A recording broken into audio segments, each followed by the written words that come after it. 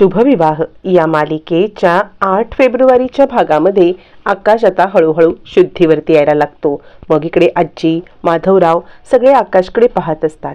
आकाश आपली मान हलवत असतो। रागिणी म्हणते, आकाश बाळा काय होतंय तुला? सगळेजण आकाश आकाश असं म्हणत आता मात्र आकाश शुद्धीवरती येतो। शुद्धीवरती येत असताना त्याला झालेली घटना डोळ्यासमोर दिसत असते आणि त्यामुळे तो एकदम झटकन उठतो आणि भूमी भूमी कुठे आहे, भूमी कुठे आहे असं म्हणायला लागतो। आज तो सायकल राणी म्हणत नसतो, तो भूमी भूमी म्हणत शुद्धीवरती येतो। रागिणीच्या मनामध्ये संशय येतो। आकाश सांगत असतो, भूमी कुठे आहे? त्यावरती सगळेजण आकाशची ही अवस्था बघून अवाक होतात। तोपर्यंत इकडे भूमीवरती उपचार चालू असतात आणि ज्या नाखवांनी भूमीला हॉस्पिटलमध्ये आणलेलं असतं ते रघुआकांना सांगत असतात, तू हिला खरंच ओळखतोस का? यावरती रघुआका म्हणतात, हो, या आमच्या मालकीणबाई आहेत। यावरती ते लोक सांगतात, मग हिच्या घरच्यांना इन्फॉर्म कर, हिच्या घरच्यांना बोलवून घे आणि मग पुढे काय आहे ते ठरवू।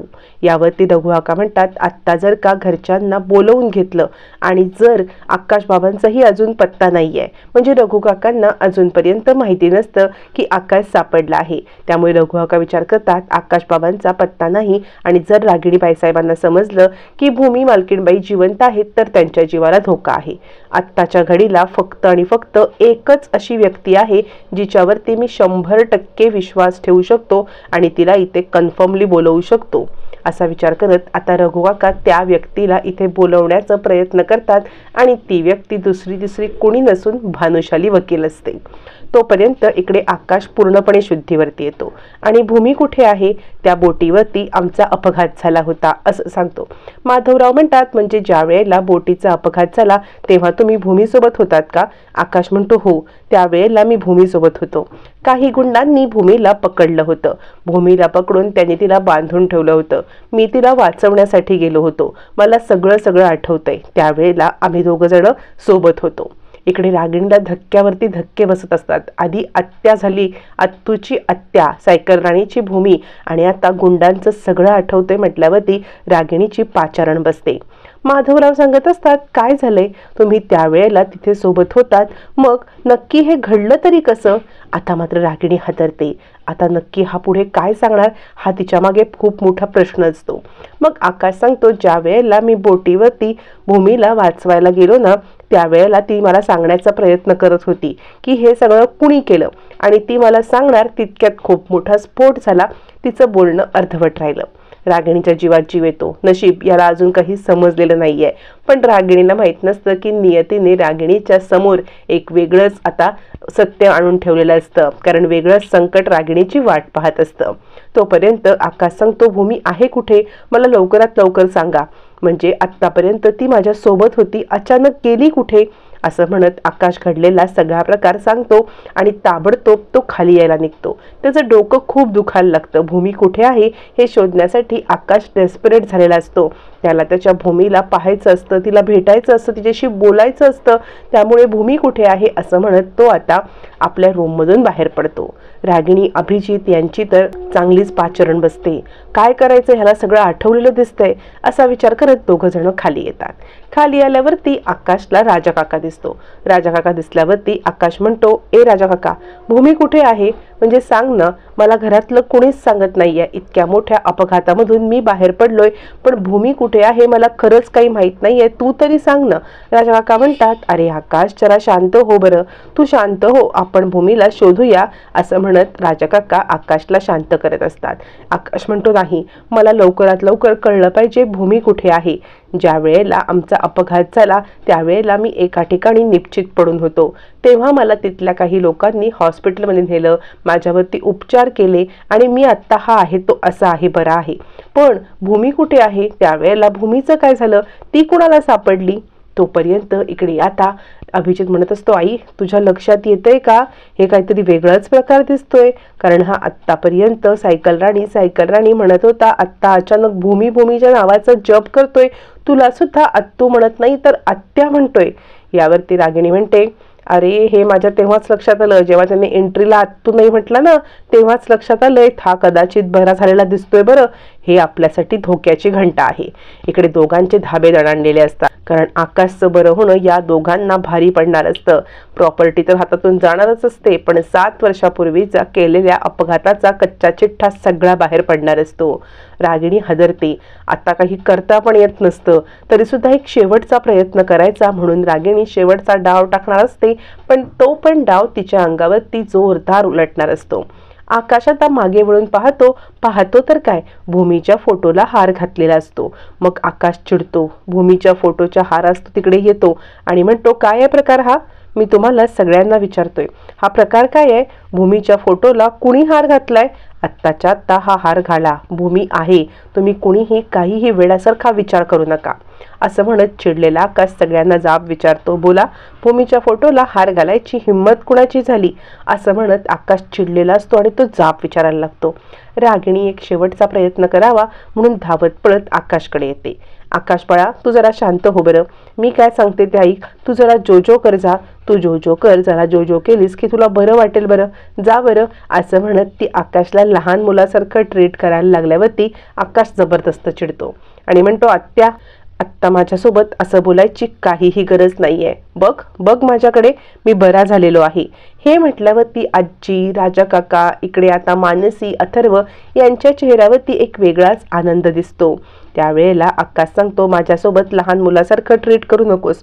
तू आल्यापासून माझ्याकडे पाहत नाहीयेस का? माझ्यामधला बदल तुला जाणवत नाहीये का? मी तुला आत्तू नाही आत्या म्हणतोय. मी भूमीला सायकल राणी नाही भूमी म्हणतोय. इतपत समजण्या इतकं मला सगळं आठवलेलं आहे. मला इतकंच काय, मला 6 वर्षामध्ये घडलेल्या सगळ्या घटना, त्याच्या आधीच्या सगळ्या घटना, सगळं आठवलंय. हे म्हणताच रागिणी आणि अभिजित यांच्या पायाखालची जमीन हदरते. आकाश खडखडीत बरा झालाय. आता आपलं काही खरं नाही हे रागिणीला जाणवतं. आकाश सांगतो, भूमीला सायकल राणी न म्हणण्या इतपत मी नक्कीच बरा झालोय. मानसीच्या चेहऱ्यावरती आनंद येतो. अर्धा आनंद तर आलेला असतो आणि माधवराव पण खूप खुश होतात, कारण ज्या मुलासोबत आपल्या भूमीचं लग्न लावून दिलं तो ठणठणीत बरा आहे. यापेक्षा आनंदाची गोष्ट कोणती ती? पण त्याला एक दुःखाची झालर असते, ती म्हणजे भूमी गायब असते. तोपर्यंत आकाश सांगतो, हो, मला सगळं आठवलेलं आहे. इकडे अभिजितचे आता मात्र धाबे दणाणतात. आकाश सांगत असतो, तुम्ही सगळ्यांनी गप्प बसू नका. भूमी जिवंत आहे. आणि तो माधवरावांच्या इथे बाबा असं म्हणत माधवरावांच्या जवळ येतो. बाबा, मला सगळं आठवलंय. तुम्ही माझ्यावरती खूप प्रेम करायचात, तुम्ही मला खूप रिस्पेक्ट दिलात. मला बरं होण्यासाठी, मला चांगलं करण्यासाठी तुम्ही मला चांगल्या गोष्टी शिकवल्यात. बाबा, पण तुम्ही काळजी करू नका. आत्ता मला सगळं आठवलंय आणि आपल्या भूमीला काही नाही होणार. मी तुम्हाला वचन देतो, भूमीला सुखरूप मी परत आणीन. भूमीसोबत लग्न करून 7 फेरे घेतलेत मी. 7 जन्म तिच्यासोबत राहण्याचं वचन दिलंय. ते वचन मी मोडणार नाही. तुम्ही काळजी करू नका. कुणी काही म्हटलं तरी आपल्या भूमीला मी परत आणणार. असं म्हणत आकाश आता इकडे माधवरावांच्या इथे येतो आणि म्हणतो, 6 वर्षात जे काही घडलेलं आहे ना, बऱ्या वाईट सगळ्या घटना मला आठवल्यात. भूमीने माझी कशा प्रकारे साथ दिली ना, हे सगळं मला आठवलेलं आहे. त्यामुळे तुम्ही कुणीही काही म्हणा, रिपोर्ट काही म्हणू दे, डॉक्टर काही म्हणू दे, पोलीस काही म्हणू दे आणि सगळ्या जगाने काही म्हणू दे, तरी सुद्धा मला ही खात्री आहे की माझी भूमी जिवंत आहे आणि हे सत्य कुणीही बदलू शकत नाही.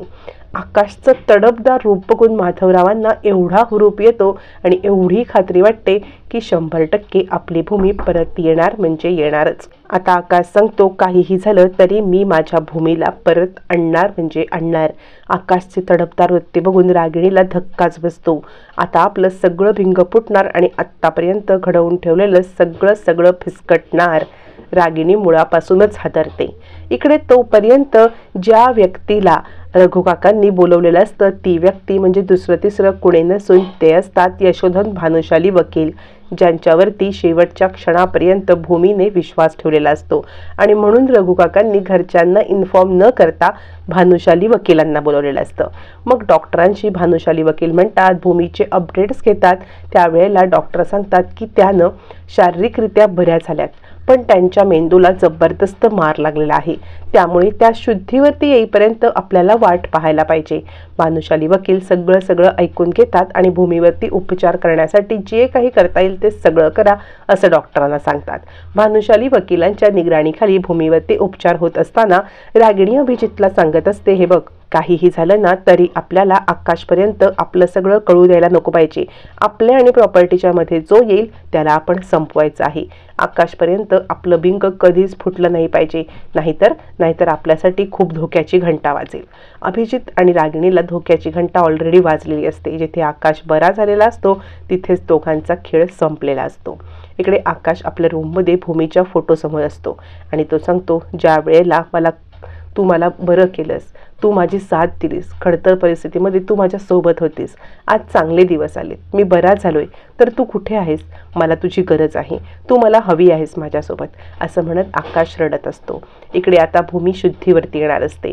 भूमी शुद्धीवरती येणार आणि भानुशाली वकील आकाशला हे इन्फॉर्म करणार आहेत. आता आकाशला इन्फॉर्म केल्यावरती आकाश धावत पळत भूमीला भेटायला तर जाणार, पण भूमी आकाशला आता ओळखू नाही शकणार, कारण भूमीची स्मरणशक्ती गेलेली असणार आहे.